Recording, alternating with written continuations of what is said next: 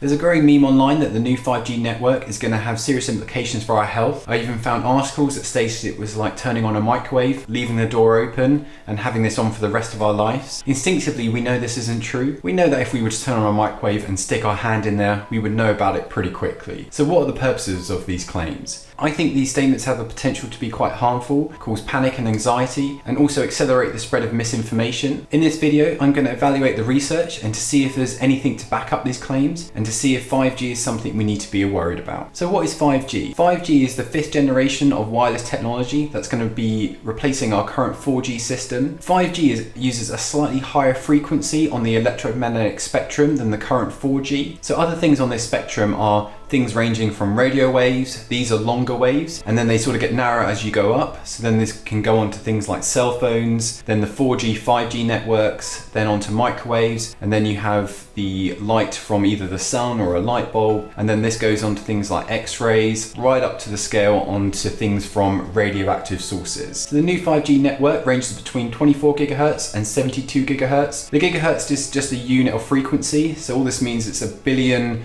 waves within a second. This should enable a whole host of new technologies to become available. Most obviously are ones like autonomous driving, new advances in search and rescue, medical technologies. So there are some drawbacks to the new 5G network, partly because the signal that the 5G uses is slightly weaker. And so to strengthen this, we need to place many masts interspersed between our cities and our towns to make sure that we have complete coverage. The signal or the frequency that 5G uses is easily interrupted by the atmosphere, walls, objects, so we almost need line of sight to get a good coverage. Okay, so what's the concern? The concern is that the new 5G network, the frequency it uses, may have harmful effects on our health. So I'll put a diagram here just so you can see for reference all the things that we use day to day that emit this type of radiation. This is known as radio frequency radiation. Now, there are many things on this that can be potentially helpful, but most of them actually aren't.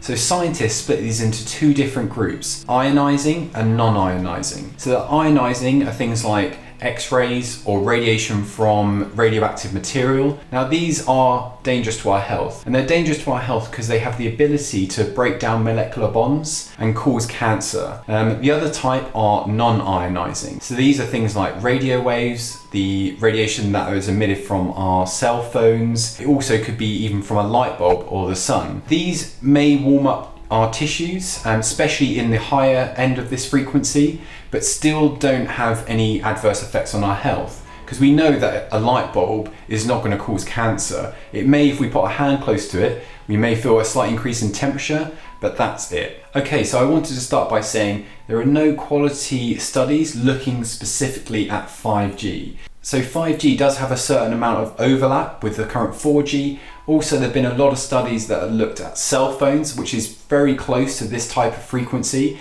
and that's something I'm going to look at. Now, a lot of these websites that claim that 5G can have adverse effects on our health quote a particular study that was a very large-scale study. So the scientists exposed rats to radio frequency radiation. They exposed their whole body and for 16 hours a day. They did this over the rats' lifetime for roughly about 2 years. They found that male rats that were exposed to this radio frequency radiation developed things like heart tumors, certain brain tumors. These were things like gliomas. Now, this was a slight increase. I think it was roughly about 2 to 3%. Now, on the face of it, you think, well, yes, well, this sounds like the radio frequency radiation caused these tumors. But there was a reason that I mentioned male rats, because in the study, they noted that they only found this present in male rats and not the female rats. So why would the female rats not develop these cancers? Also, that they found that the rats that were actually exposed to the radio frequency radiation, so the male rats specifically,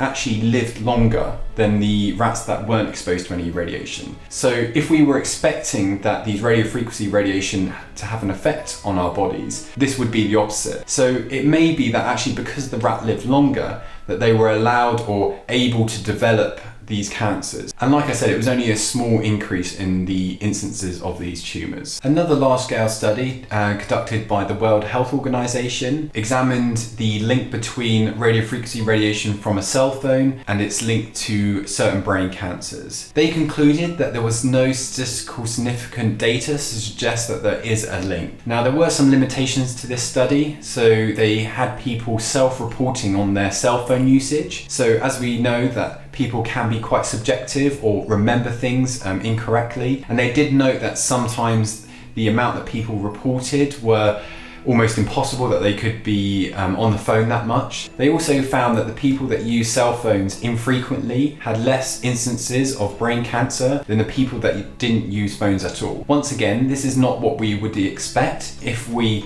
thought that radiofrequency radiation caused brain cancer. I will put a link in the description box below to the World Health Organization website that goes through this study and many other studies that they found that there was no strong link between radiofrequency radiation and other types of cancers. Okay, so should we be worried? Now, this is quite hard to answer. There are many aspects, there's many factors that affect our health, and I don't think that we should just be complacent and we should just say, okay, yeah, 5G absolutely fine. We need quality research to be done, so we need to put pressure on the government, regulators, cell phone companies to make sure that they are conducting this research so we know more about 5G and any potential effects on our health. But so far, there isn't much to suggest that there even may be a link. But once again, I think that we still need to look into this. So there was a letter that was written to the EU by 180 scientists and doctors that advised for them to put a halt to the new auctioning of the 5G network because of a lack of knowledge or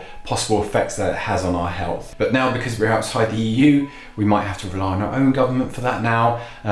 But I do agree with them to some extent that we maybe need to reevaluate a little bit more about the new current 5G network. Now, a little bit more of a comforting comparison that I found was that if you look at the instances of brain cancers in places like America, Australia, and in Europe, you find that actually instances have been quite consistent. So I'll put a graph here just to show you. Mobile phones have been in use since the mid-80s, and if there was a correlation between cell phone usage and cancers, we should be seeing this now. And as you can see, there isn't any increase. The only exception is in the UK, where there's been a 36% increase in brain cancers. Because we all across those countries use mobile phones, it's unlikely to be the cause, but it's interesting to wonder why ours are increasing so much, but there must be many other factors that is causing that. And as I mentioned before, the new 5G network uses a certain radio frequency that is just, they're called millimeter waves, and these aren't good at penetrating surfaces, so like walls,